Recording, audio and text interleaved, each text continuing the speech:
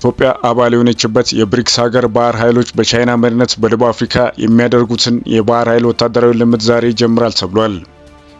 በሌላ በኩል በቀጣይ ዓመት ገና በአሰብ ወደብ እናከብራለን ሲሉ አምባሳደር ዲና ሙፍቲ ተናግረዋል። ዝርዝር መረጃውን ይዘንላችኋል። በሌላ በኩል በኢትዮጵያና በኤርትራ መካከል ጦርነት ሊነሳ ይችላል የሚል ስጋት የነበረ ቢሆንም ወደ 2026 ሲገባ ግን ነገሮች ወደ ግጭት እያመሩ መሆኑን ሂዩማን ራይትስ ጠቅሶ ዘግቧል። በሌላ በኩል ከአባይ ውሃ ላይ አንዲት ጠብታ ውሃ አንሰጥም ሲሉ የግብጽ የውጭ ጉዳይ ሚኒስትር መናገራቸውም ተገልጿል። ዝርዝር መረጃውን እናስደምጣችሁ ይሆናል። ለ12ኛ ቀን በኢራን በቀጠለው የተቃውሞ ሰልፍ የኢንተርኔት አገልግሎት መቋረጡም ተሰምቷል። በሌላ በኩል አሜሪካ በኮሎምቢያ ወታደራዊ እርምጃ ትወስዳለች የሚል ተጨባጭ ስጋት እንዳላቸው የኮሎምቢያው ፕሬዝዳንት ጉስታቮ ፔትሮ ተናግረዋል። ሩሲያ ኦሬሽንግ ፕላስቲክ ሚሳኤልን በመጠቀም በዩክሬን ላይ ጥቃት መሰንዘሯም ተነግሯል። እነዚህንና በርካታ መረጃዎች ይዘንላችሁ ቀርበናል። እስከ ፍጻሜው ድረስ አብራችሁን ቆዩ። ኢትዮጵያ አባል የሆነችበት የብሪክስ ሀገር ባህር ኃይሎች በቻይና መሪነት በደቡብ አፍሪካ የሚደረገውን የባህር ኃይል ወታደራዊ ልምምድ ዛሬ ይጀምራል ተብሏል። ይህ ዌል ፎር ፒስ 2026 በአዲሱ የአውሮፓውያን ዓመት የሰላም ፍላጎት ለማሳየት በሚል የተሰየመው ወታደራዊ ልምምድ የብሪክስ አባል ሀገራት ባህር ኃይሎች የሚያሳትፍ ነው። በኬፕታውን በሚካሄደው የባህር ላይ ልምምድ ላይ ኢትዮጵያን ጨምሮ ሌሎች የብሪክስ አባል ሀገራት እንደሚሳተፉ ተነግሯል። የአስተናጋጇ ደቡብ አፍሪካ ብሔራዊ የመከላከያ ኃይል እንዳሳወቀው በቻይና መሪነት የሚደረገው የወታደራዊ ልምምድ ለ7 ቀናት የሚቆይ ሲሆን ብራዚል፣ ሩሲያ፣ ህንድ፣ ግብጽ፣ ኢራን፣ ሳውዲ አረቢያ እና የተባበሩት ኤሚሬትስ እና ኢንዶኔዥያ ተሳታፊ ይሆናሉ ተብሏል። የባህር ላይ ልምምድ ዓለም አቀፍ ትኩረት የሳበ ሲሆን ደቡብ አፍሪካ ከአሜሪካ ተቀናቃኝ አጋራት ጋር ግንኙነት እያጠናከረች መሆኑ ከዋሽንግተን ጋር ያላት መሻከር የበለጠ ሊያበላሸው ይችላል ተብሏል። ለልምምዱ የቻይናና የኢራን የጦር መርከቦች ወደ ደቡብ አፍሪካ የባህር ኃይል የጦር ሰፈር የደረሱ ሲሆን የሩሲያ የጦር መርከቦች እንደሚኖሩም ተነግሯል። የባህር ኃይሎች ልምምድ የባህር ላይ ደህንነት ላይ ያተኮረ ሲሆን ስትል ደቡብ አፍሪካ አስታውቃለች። ይህ በእንዲህ እንዳለ የቻይና የውጭ ጉዳይ ሚኒስትር ኢትዮጵያን ጨምሮ በተለያዩ የአፍሪካ ሀገራት ውስጥ ይፋዊ ጉብኝት እያደረጉ መሆኑን ታውቋል። ይህ በእንዲህ እንዳለ በቀጣይ ዓመት ገና በአሰብ ወደብ እናከብራለን ሲሉ አምባሳደር ዲና ሙፍቲ ተናግሯል። የቀጣዩ ዓመት ገና በታሪካዊ የባህር በራችን አሰብ ወደብ ላይ በእርግጠኝነት እናከብራለን ያሉት አምባሳደሩ የኢትዮጵያ ሕዝብ ህዳሴ አይቻልም እየተባለ አድርጎት አሳይቷል። የኢትዮጵያ ሕዝብ አድዋን የሚያክል ጀብዱ ፈጽሟል ነውና ቀጣይ ዓመት ታሪካዊ ባህር በራችን አሰብ ወደብ ላይ እንመልሳለን ሲሉ አምባሳደር ዲና ሙፍቲ ተናግረዋል። ወደ ቀጣይ መረጃ ስናልፍ የሰብአዊ እርዳታ ቅነሳ፣ የሚዲያ ሽፋን ማነስና የፖለቲካ ቁርጠኝነት አለመኖሩ በዓለም ላይ ለችግሩ የተጋለጡ ወገኖች አደጋ ላይ እንዲጣል ጣለ አንድ ዓለም አቀፍ ሪፖርት አመላክቷል። የተባበሩት መንግስታት ድርጅት አካል የሆነው ኒው ሂውማን ራይትስ ሪፖርት በ2026 ዓመት ትኩረት ሊሰጣቸው ይገባል ብሎ የለያቸውን 10 የሰብአዊ ቀውስ ዝርዝር ውስጥ የኢትዮጵያና የኤርትራን ውጥረት በዋናነት ተካቷል። ሪፖርቱ እንደገለጸው በ2025 በኢትዮጵያና በኤርትራ መካከል ጦርነት ሊነሳ ይችላል የሚል ስጋት የነበረ ቢሆንም ወደ 2026 ሲገባ ግን ነገሮች ወደ ግጭት እያመሩ መሆኑን ጠቁሟል። የውጥረቱ ዋና መነሻ የወደብ ጉዳይ ነው። የባህር በር የሌላት ኢትዮጵያ ጠቅላይ ሚኒስትር አብይ አህመድ የአሰብ ወደብን በጥብቅ እንደሚፈልጉ የገለጸው ሪፖርቱ የኤርትራ ፕሬዝዳንት ኢሳያስ አፈወርቂ ግን ይህ ጥያቄ ውድቅ ማድረጋቸውን አብራርቷል። በሌላ በኩል በትግራይ ክልል ውስጥ በህወሓት ቲፒኤልኤፍ አመራሮች መካከል የተፈጠረው ክፍል ለጉዳዩ ውስብስብነት አስተዋጽኦ አድርጓል። የክልሉ አስተዳደር የሚመራው የህወሓት ነባሩ አመራር ከኤርትራ ጋር ግንኙነት ሲፈጥር ከአዲስ አበባ ጋር ቅርበት ያላቸው ተሐድሶች ደግሞ የትግራይ ሰላም ኃይል ቲፒኤፍ የሚባል አዲስ ሚሊሻ መስርተዋል። አዲስ አበባ ለዚህ አዲስ ኃይል የድሮን ድጋፍ እያደረገች መሆኑን ሪፖርቱ ጠቅሷል። ጉዳዩ ቀጠናዊ መልክ እየያዘ መምጣቱ ተጠቅሟል። ጠቅላይ ሚኒስትር አብይ የተባበሩት አረብ ኤሚሬት ድጋፍ ያገኙ ሲሆን በምላሹ ኢትዮጵያ ለሱዳን ፈጥኖ ደራሽ ኃይል አርኤስኤፍ የሎጂስቲክስና የስልጠና ድጋፍ ታደርጋለች ተብሏል። በሌላ በኩል ፕሬዝዳንት ኢሳያስ ከሱዳን መከላከያ ሰራዊትና ኢትዮጵያ እንደ ስጋት ከምትመለከተው ግብጽ ጋር ግንኙነት እንዳላቸው ሪፖርት ያካትታል። ወደ ቀጣይ መረጃ ስናልፍ ከአባይ ውሃ ላይ አንዲት ጠብታ ውሃ አንሰጥም ሲሉ የግብጽ የውጭ ጉዳይ ሚኒስትር የውሃ ሀብት ሚኒስትር አዲስ መግለጫ ሰጡ። የግብጽ ባለስልጣናት የህዳሴ ግድብ ስራ ከተጀመረ አንስቶ ግንባታ ተጠናቆ ከተመረቀ በኋላም ጨምሮ በጉዳዩ ላይ መግለጫ መስጠታቸው የተለመደ ነገር ነው። የዛሬው መግለጫ ለየት የሚያደርገው ግን ሁለቱም የግብጽ ሚኒስትሮች በጋራ መግለጫ ማውጣታቸው ነው።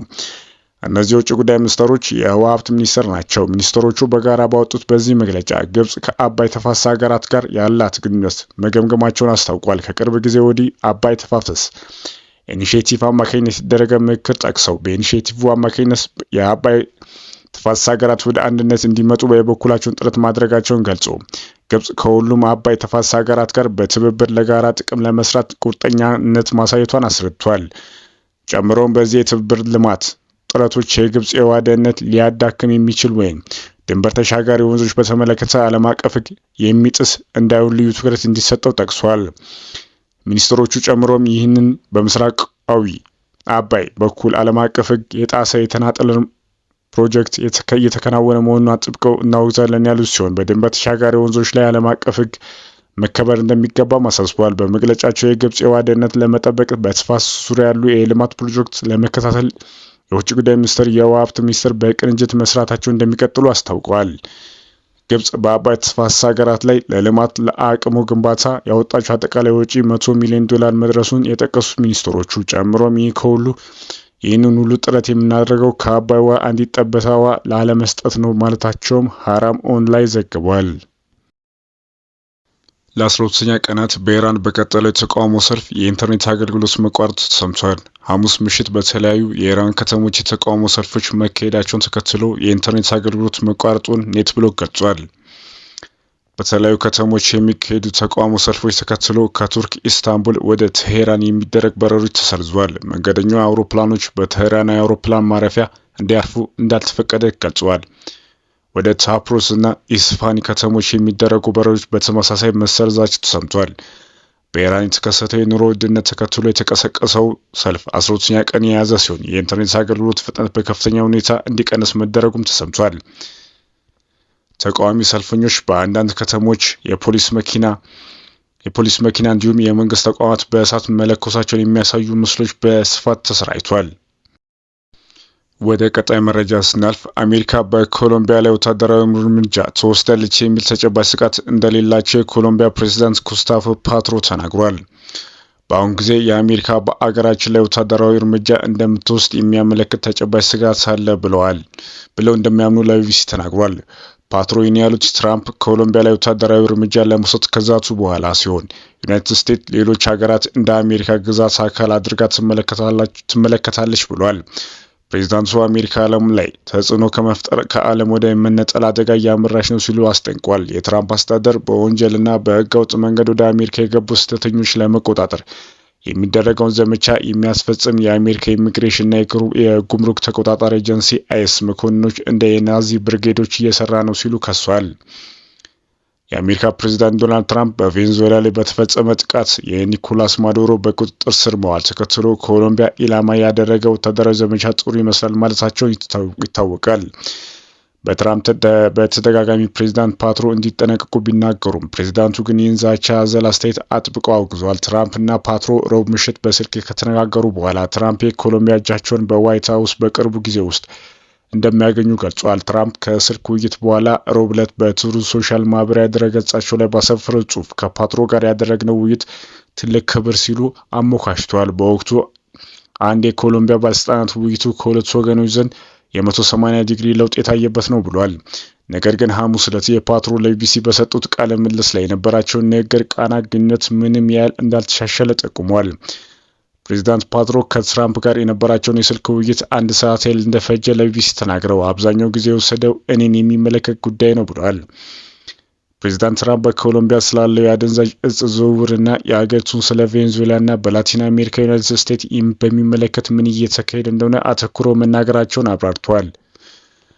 ወደ ቀጣይ መረጃ ስናልፍ ሩሲያ ብዙም በማትጠቀምበት የኦሬሽኒክ ሚሳኤል ዩክሬን ላይ ጥቃት ፈጽማለች። ሩሲያ ኦሬሽኒክ በባሊስቲክ ሚሳኤል በመጠቀም በዩክሬን ላይ ጥቃት መሰንዘሯ ተነግሯል።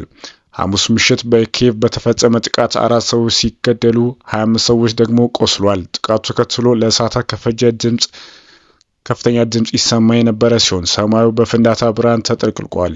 ሞስኮ ከዩክሬን ጋር ባላት ጦርነት ኦሬሽኒክ የተጠቀመችው ለሁለተኛ ጊዜ ሲሆን የሩሲያ የመከላከያ ሚኒስቴር ጥቃቱ በታህሳስ ወር መጨረሻ ላይ በቭላዲሚር ፑቲን መኖሪያ ቤት ላይ ለደረሰው የዩክሬን ድሮን ጥቃት ምላሽ እንደሆነ ገልጿል። ኪየቭ ጥቃቱን አልፈጸምኩም ስትል አስተባብላለች። ሚኒስተሩ የኦሬሽንክ ጥቃት ኢላማ ምን እንደሆነ ባይገልጽም ከእኩለ ሌሊት በፊት የወጣ የማህበራዊ ሚዲያ ቪዲዮዎች በማህበራዊ የላይቭ ከተማ ዳርቻ ላይ በርካታ ፍንዳታዎች እንደነበሩ አሳይቷል። የዩክሬን ባለስልጣናት የፓላስቲክ ሚሳኤል ጥቃት ከፖላንድ ድንበር 60 ኪሎ ሜትር ርቀት ላይ በምትገኘው በላቫቭ መሰረተ ልማት እንደተፈጸመ አረጋግጧል። የኦሬሽንኪ መካከለኛ ርቀት ያለው የሃይፐርሶኒክ ፕላስቲክ ሚሳኤል ሲሆን እስከ 5500 ኪሎ ሜትር ሊወነጨፍ ይችላል። ሚሳኤሉ ወደ ኢላማ ሲቀርብ ወደ በርካታ ክፍሎች የሚበታተን ሲሆን የታለመለትን ኢላማ የሚያጠቀው አረሮች እንዳሉት ይገመታል። በዚህ ሚሳኤል ልዩ የሆኑ ተደጋጋሚ ፍንዳታዎች በደቂቆች ውስጥ ልዩነት ያስከትላል ተብሏል። እንዲህ አይነት ጥቃት ከአውሮፓ ህብረትና ከኔቶ ድንበር አቅራቢያ መፈጸሙ ለአውሮፓ ሀገራት ደህንነት ከባድ ስጋትና ለትራንስ አትላንቲክ ማህበረሰብ ፈተና ነው ሲል የዩክሬን የውጭ ጉዳይ ሚኒስትር ተናግሯል። ጥቃቱ የተሰነዘረው የፑቲን ቅዠት ለመመለስ ነው ሲሉ በታህሳስ ወር የፕሬዝዳንት ፑቲን ኢላማ አድርገው ስለተባለው የሽብር ጥቃት ጠቅሷል። የአውሮፓ ህብረት ጥቃቱ ተፈጽሟል መባሉ ላይ ጥርጥር እንዳለው ወዲያውኑ አሳውቋል። ባለፈው ሳምንት ዶናልድ ትራምፕ እንዲህ አይነት ጥቃት ተፈጽሟል ብለው እንደማያስቡ ተናግሯል። ላይቭ ጨምሮ ሌሎች የምዕራባዊ ክልሎች ሐሙስ ምሽት ኢላማ ተደርገው በኪየቭ ላይ በተፈጸሙ ጥቃት ከ12 በላይ ሚሳኤሎችና በመቶዎች የሚቆጠሩ ድሮኖች ጥቅም ላይ ውለዋል ተብሏል።